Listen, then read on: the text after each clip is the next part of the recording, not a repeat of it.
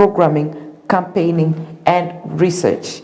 Ladies and gentlemen, today that is what we are here to do, to celebrate the day is tomorrow, the 11th of October. Today being the 10th, allow us to do it earlier on. I know. We are also celebrating the environment today, and I hope you're doing something that is environmentally friendly, something that is environmentally encouraging. But also, let us remember how far the girl child has come from. And today, I'm not going to talk about it all by myself. I am privileged to have on set one and Muita. Is it Muita or Mitu? Mitu. Mitu. All right.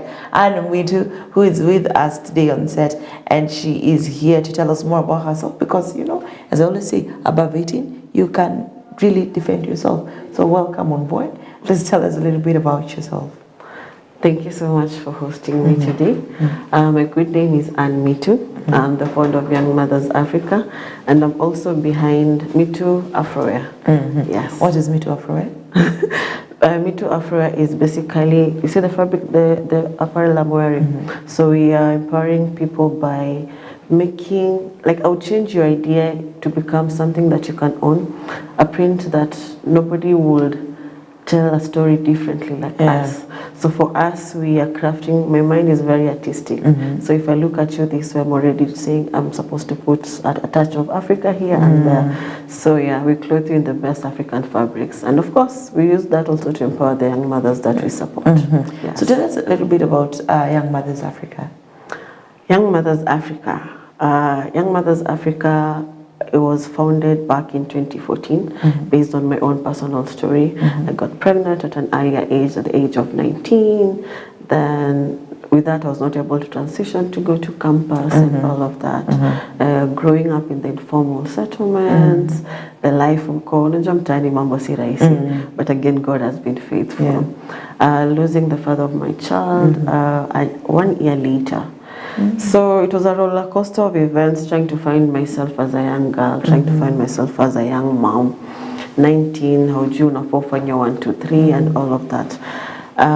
Based on that, then we are able to found Young Mothers Africa, which is basically a community-based organization that deals with teenage pregnancy, children under the age of 5, that's matter concerning nutrition. And basically right now we have a few pillars, if I would call them policies, in terms of health, education, social work, and all of that. Yes. So let's get maybe back. I love stories, and maybe I will touch on your story again a bit. You have said that you were pregnant when you were very young. Yes. And lost the father of the child. How was it, and how did that groom you to this? I think looking back right now, I've come a long way. Because back then nilikuwa mdogo. Msee umemaliza tu high school. Mambo yako ni mingi uliamuta tulia. You know, our parents most of the time would tell you, don't do this, don't do this. Lakini sisi ni kina nani, tunaanguka nayo, si ndio? I want to know for myself. Exactly. And I think that also falls on the peer pressure cohort when you talk about teenage pregnancy. It was not easy. It was trying to find. Najua kama ningekuwa nimeenda kampuni ningekuwa najua nitasema nilisomea hii. Sasa nikabisha ofisi 1 2 3 nikitafuta. Msome maliza high school kapata ball. Tunaenda kubisha ofisi ya 9. Unaona? I think those are the dynamics that people, young girls, don't look at. Unafikirianga. And I think for me, I've really grown when I look at my child. He's turning 14 years. Oh my God. Msi anakaka brother yangu. You know not. But even him himself would ask me, Mom, mbona ulipata ball mapema? Yeah. You see? And I go like, you could have waited. Yeah. You see? So, because when you're in mtoi and you're bringing in another child, so how does a child is able to exactly to raise them to become to turn up a very responsible person? But again, God ukuanga na njia ya kuturn pain yako na scars zako na tell stories za stars. For me, it's a testimonial that nilianguka, but sikubaki hapo. I picked myself up. Unaona? And I know wherever he is, unajua tunasemanga mtu akishakufa ameenda. Ako like, you did well picking yourself up, because through that then I'm able to empower other young moms, because me, I'll tell them my stories. No, I'm not perfect. No, I might look like mtu making a mistake, like I'm saying, mambo ni mingi. How was your parents, are they both alive? Yes, they are. How was their reaction when they realized you're pregnant? This is my daughter 19. I'm sure especially the fathers. Unazaliwanga hivi ashachora plan yako to the tail end. My dad had really high, up to now by the way, anakwanga fan wangu mbaya. And yesterday I was talking to a young mom and a young father when walikuwa na conflict. And I was giving them my life story, and I told them, mimi nilipata ball, madhangu alinipigia tu tenji. Ako like, Anna, nasikia nini? Just trying to explain myself. My mom was like, sitaki hata kukusikia, sitaki hata kukuona. She was mad that way.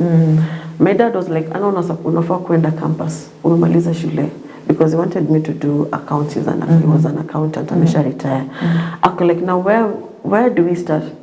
Do you know my dad ni kama ikulode.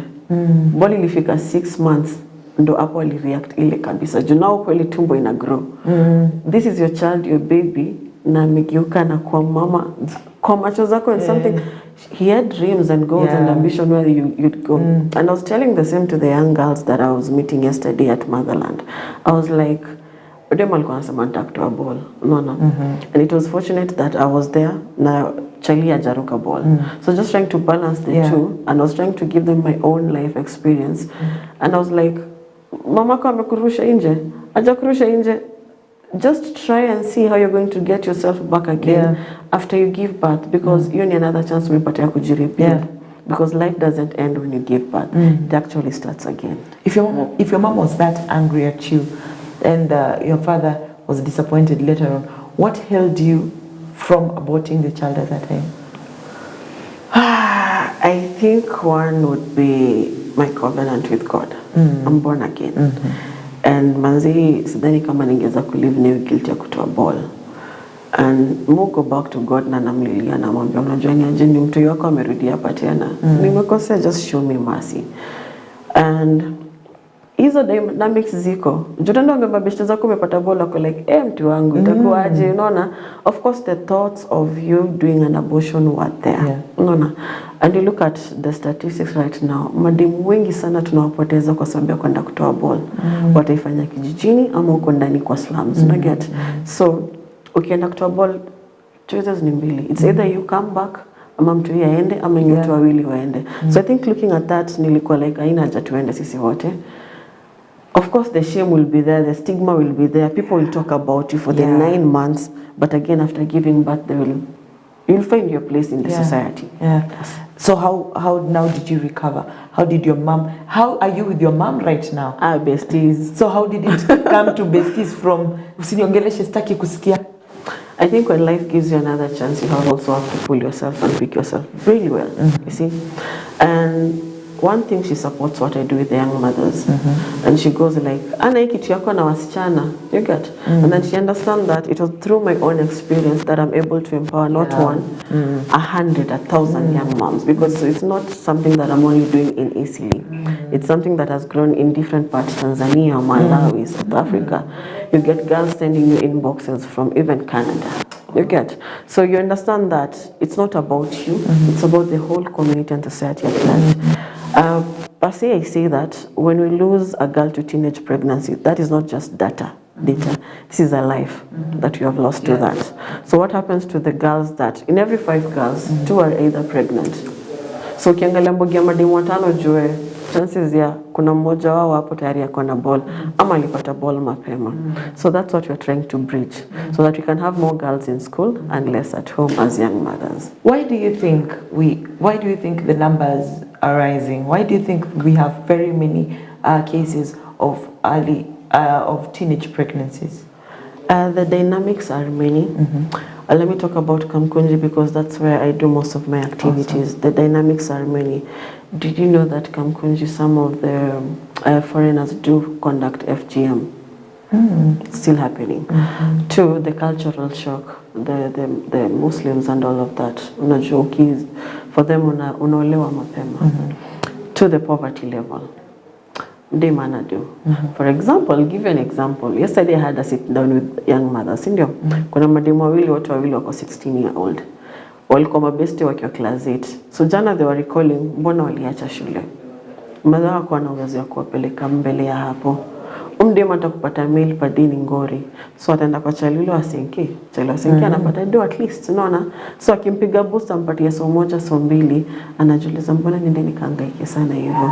Why don't they even get married mapema? Yeah. There's that mentality in the ghetto, nikipata ball ya chali, uchali ataka na mimi. But again, you know that one boy can impregnate 9 girls.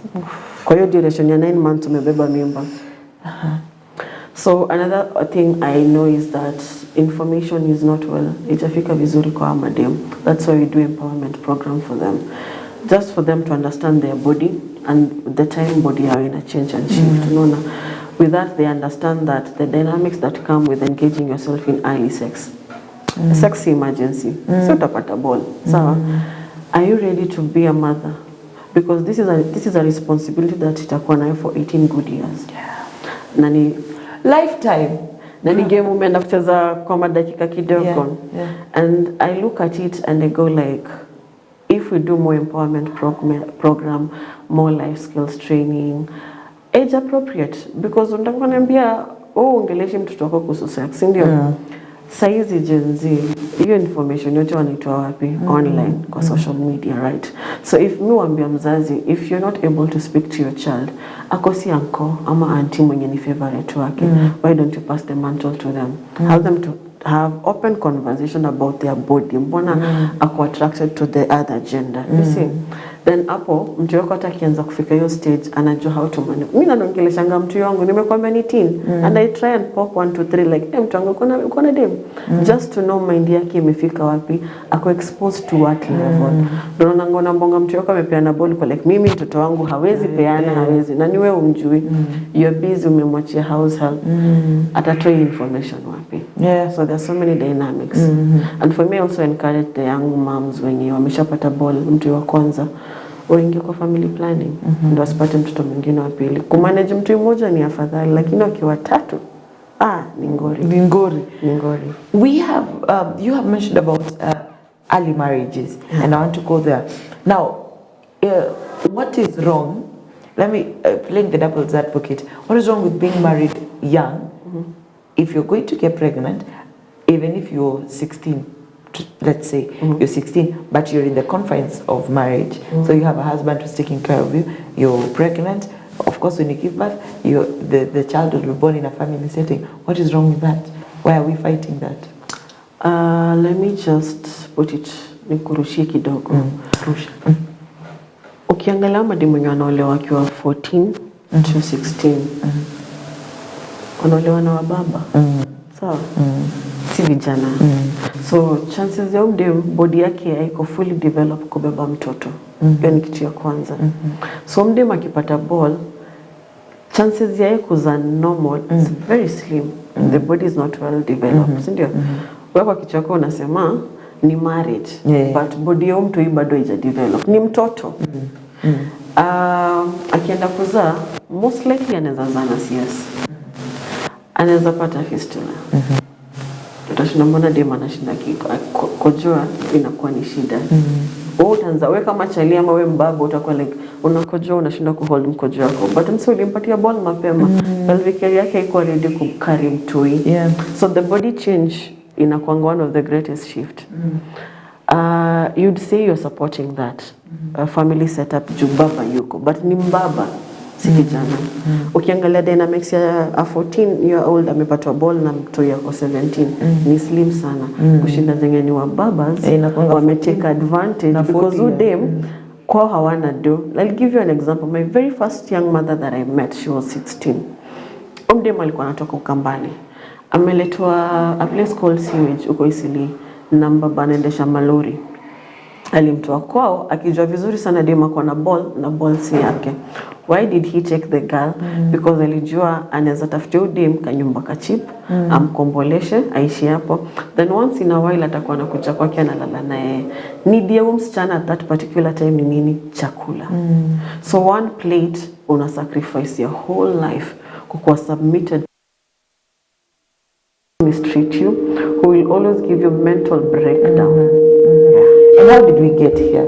So how did we get, what was your aha moment that was like, this is what I'm going for?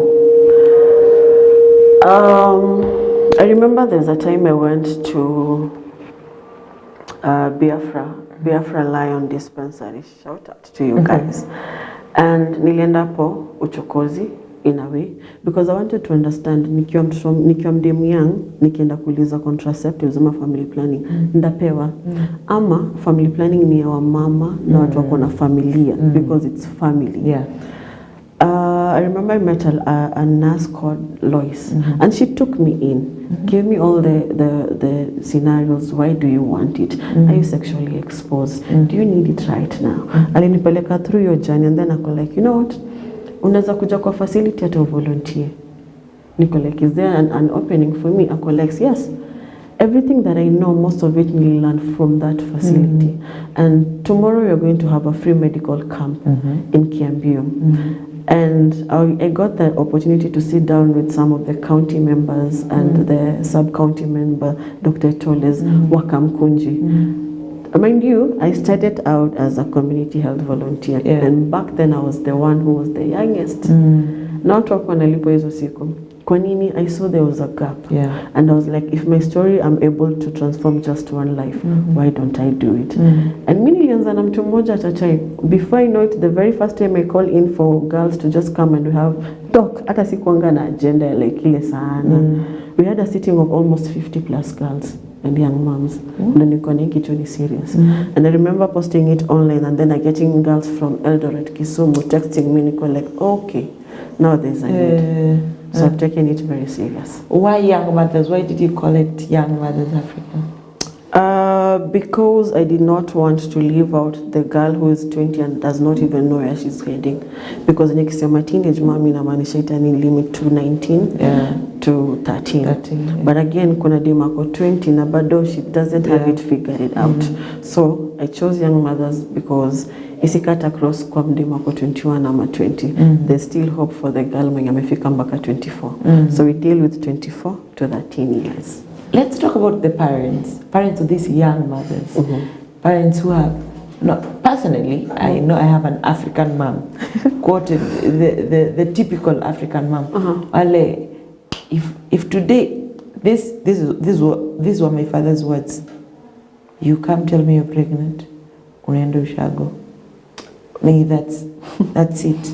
And my mom, kwangu, mimi nitakupiga. Like, I know it. And there are people who will abort, not even because they don't know what they'll do with the kid or whatever, but tu ya hiyo wazazi. What do you do with such occasions? For me, what I do mostly is I try and engage the whole family setup. Mi kama dem wowote wenye niko nao saizi young mothers najua kwao. I know the mom. Baba wakwangi active sana. But you know your mentality ya ukipata ball usikuje kwangu inakuanga high sana. But muambe huo mama, society itakata umdem, chali most likely anaweza mkata. Pia utamkata. And we try and also kuongelesha. Juno madhe pia jakubali. Ako in denial. Kumbuka mama wa chama watamuongelelea. Akipita hivyo watamuongelelea. But what do you do? I try and tell them that you just have to embrace them and love them and see over way how you're able to bring the turnaround. And for me, I have a testimony. Kuna kadem tumetoa juzi hapa Bahati maternity. Na nilienda na mother-in-law. Charlie na dem wote ni wadogo. And the mother-in-law was like, Anna, I've seen what you've been doing with the young moms. Niko like, sasa sisi wawili jumimi na ni mashosho, tunaendea mtoto hospitali. And we walked from Motherland to Bahati and we were discussing what is the way forward. Na hata jana, huyo mama alikuwa huko, akiosha huyo mtoi, akimwangalia na akimtunza. Ako like, yes, wamekosea, lakini siwezi tupa mtoto. So when I see that, for me it's a plus. Nimeachieve kitu mbele hata ya Mungu. What can we do as a community to change this narrative? One, what I do is we do community dialogues. That's one, because of the stigma. When you hold community dialogues, una break the ice that we have one to accept teenage pregnancy is in the midst of us. So, two, how well can we curb it? One, is it creating awareness? How do we create awareness? Do we talk to the boy child? Mimi naongeanga na boy child. We sit down with them, niko like, mse, kevo uko na bibi mama wangapi? So how do we, for the cohort of the 13 years to 15 wenye bado hawako exposed, we kama chali, nini unaweza fanya? Ule mdema akipita na uniform usimhande. You see, so we have brought the aspect of training them on digital content. How do you make money with your phone? Joto kipita base, machali loko kwa matenje. Wanafanya nini na simu? So we have partnered with DOT just to train young people. Nini atafanya na simu yake? At least ukimwengage earlier on, mind yake ina shift. Ku understand, yeye kama huo boy child anaweza kuwa advocate, wakwa like, acha mademu wasome wamalize shule. And it is working. Yes. Let me ask the $1 question. What can the government do to help either reduce or eradicate completely the cases of early or of young mothers? One, when they do their own public participation, or rather when they are holding their meetings, it is very important to have a young person seated on that meeting. Utasema young person juu amesoma ka qualify, but mwenye ako kwa ground and understand the dynamics that comes with teenage pregnancy. Two, make so many youth-friendly services zikwe open. Three, the girls that want to go back to school are accepted by the principal. In Kenya, there's a policy that agrees girls to go back to school. Some of the principals do not even allow it. And even the girls who are affected by it do not know about it. So we have to piga echo about it, going back to school. It's okay for you to go back to school. The government allows you to go back to school. Another thing would be asking for support, for them to support programs like ours, the Young Mothers Africa. What we are doing, I can only do nikiwa peke yangu. We also have people who are supporting us. We have therapists on board. We have organization and stakeholders that are supporting us. So imagine gavaki kami to back to vizuri. Tuko na program ya uji tunafeedingi watu uji. Why do we do that? Because every Friday we have a program for the young mothers when we do economic empowerment with them. Tunapikanga uji jota mdim labda jakula. Did you know when we started making the uji, it was for the young mothers? Inje watu hiyo wakaja. So we started feeding like 10 kids. Eventually, we have like 50 kids who wait every Friday for that cup of uji. Ukiangalia watu hivi wanatembeanga na eat up to eat ya dishi ya county. Mtu yana nalala nayo. So imagine anatoka shule kikimbia kijua Friday napata uji pale kwa young mothers. So we're hoping that they'll come on board and support what we are doing. That is awesome. You said something about tomorrow having a free medical camp. Please tell us a bit about it. Where we sit right now, Kamkunji, we are leading with 1,000+ teenage moms in terms of teenage pregnancy. And we thought, how best do we come on board as Young Mothers Africa to change the narrative, and how do we create awareness on it? So we thought of doing a free medical camp, 1, to engage the community, 2, to create awareness, and 3, to create a youth-friendly rapport between the facility and the community. So we have Grunanak on board who was supporting us for the free medical camp. We have the Nairobi County supporting us for the medical camp. We have other stakeholders also coming on board who are supporting us as well. And we are hoping through this medical camp, we have been given an opportunity to be doing every month a medical camp. So I'm looking at it as a way of changing the narrative and empowering more life. And also having unajua si rahisi uende kuona daktari. So we just want them to come on board, wakuje watibiwe, waonekane. And I'm looking forward to it because last year we did a few of them, and also did one for the street family, and we had a turn up of around 200 street families peke yake. Unaona? So there is a need also wasi kwenda kuchekiwa na madoki and all of that. For us, we are doing it as a way of combating teenage pregnancy, and also as a way of the community accepting the girls who are already transforming their life through the same. The young fathers who are transforming their life through the same, who have decided to take up the mantle na wa change life yao. Because nakwambia niko na demu alikuwa na kako hao na anakata maji mbaya. But ukiangalia saizi ameanza busy yake, anapika food, anauza njugu. So that's a transformed mind. and that's why we're doing it. There are those ladies or young girls who maybe are looking forward to that. Maybe there's somebody who's like, I just want to be married and just stay kwa hiyo nyumba. I just want to, be fed. What would you say to such people? Umenikumbusha a good friend of mine called Grandpa. He comes to our service, to the community classes that we have. Alikachini na dem moja. Odem aliacha shule. Siti kwa sababu kukuwa na pesa. Siti kwa sababu and she's very pretty. Aliacha tu juu alitaka kuacha. So he's asking her, mbona uliacha shule? Mimi nilisikia shule na nibo, wazazi wananifukuza sana. So if there's that, kuna mdem mtu ataki kuchoka, ataki shule, masomo imembo. And that's why I think we have created a curriculum that AK class, juu kimwambia rudi shule ataki kuvaa uniform. Sawa, at AK class, but we can just do life skill training. Uko na vision board yako, msee hii ni life yako. Wendo dere, unaipeleka wapi, unaget. And kuna madem tu kweli hawataki kazi mingi, wanataka kwa nyumba wapate hiyo tu. And then nasahau uchali atakutoka eventually, because hata machali, if I would ask him, machali hawataki burden. Wanataka dem anajituma na analeta kitu kwa hao. So kama unataka uke kwa hao kuenda unaletewa, it's a matter of time before it gets tired of you. Yes. Well, okay. So I've heard you say, or use the terminology, we do. Where can people find you, or how can people get to you in case they're watching you? They're like, hey, I think Anna is the person I need to see.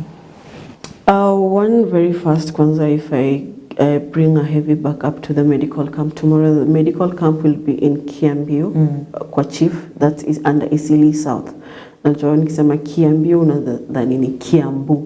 It's Kiambio kwa chief. That's where we're going to do the medical camp. So kesho utanipata hapo. The whole day I'll be there. Or on social media, my name is Mitu on Facebook, Mitu, Instagram, TikTok, everywhere it's Mitu. Our pages also for Young Mothers, it's Young Mothers Africa on Facebook, Young Mothers Africa on Twitter, Instagram, and everywhere. For physical location, you can find me at Biafra, Lions. You can just walk in and ask for Ann or Young Mothers, or Njonga to come Young Mothers. And if I to give you my number would be 0792 756 757. And a call of action to the corporate world, to the NGOs and all stakeholders who are looking at the rate of teenage pregnancy and would want to come on board and support us and what we do. Kindly reach out at my number 0792 756 757. Why am I talking about corporate? Because I know you have CSR department and you might want to just share something with the community. Young Mothers Africa, we are open for such opportunities, and we are not just empowering a girl, but a whole community at large. Yes. Well, congratulations on what you're doing. You keep at it. I know people who have gone through a lot just because of that stigma. They're afraid to go out to the public. And that's it. You never see them. There's life after giving birth. There's life after getting pregnant. One thing I say is that you can change a lot of things, but one thing you can never change is the year that you got pregnant and the year that you gave birth. Kama ulikuwa young mother, you'll always be a young mother. Utakuwa nakumbuka in my 16 years I got pregnant. But for the girl who's not yet pregnant, you can change that. You don't have to follow into that data. Choose when do you want to get pregnant. And for the girl who's already pregnant, there's life after giving birth. You have to pick yourself up and allow yourself to dream big. Venye ulikuwa musema, nikiwa mdogo nilikuwa nataka kuwa model, lakini haitakubali. But right now, I'm making vitenge. I'm dressing models on the runway for community work, you see. And a percentage of what we get from the apparel goes back to helping Young Mothers Africa. So if I was able to pick myself up, nianze kushona, nianze kuuza vitenge, even yourself, you're able to do the same. There's always something you can do. Usiseme vitu hakuna, unaweza uza watermelon hata kama, unaona? At least mtu yasikose kitu. Awesome. Thank you very much. That's all the time we had for. keep doing what you're doing. And as we celebrate the girl child, I'm usually not a girl child enthusiast or champion, because I'm more of a human rights. Like, kuna girl child, kuna boy child. We are childs. We believe the same also, because what I say is, if we empower the girl child without empowering the boys, ude empower atarudi kwa ule child wasenke mwenye hajakuwa empowered. So that's why we also have the young fathers on board, so that we can bring the balance. Yes. Mshasikia. Habari ndio hiyo. So reach out. It's 0729 767 0792 756 757. All right. All right. Please reach out and get all the help you can get. Send a text, ask questions. Feel free, tafadhali. We don't have to lose the greatness that comes with you just because you got something greater, and that is the gift of a child. Thank you very much. Thank you for having us. All right. And that marks the end of EBN TV Morning Live today. I hope you will have an amazing morning as you go to work, or as you are at work, as you prepare for the day. May the Lord be with you. I will see you at 1 for EBN TV News at 1. My name is Consolata Chipalonza, and until then, God bless.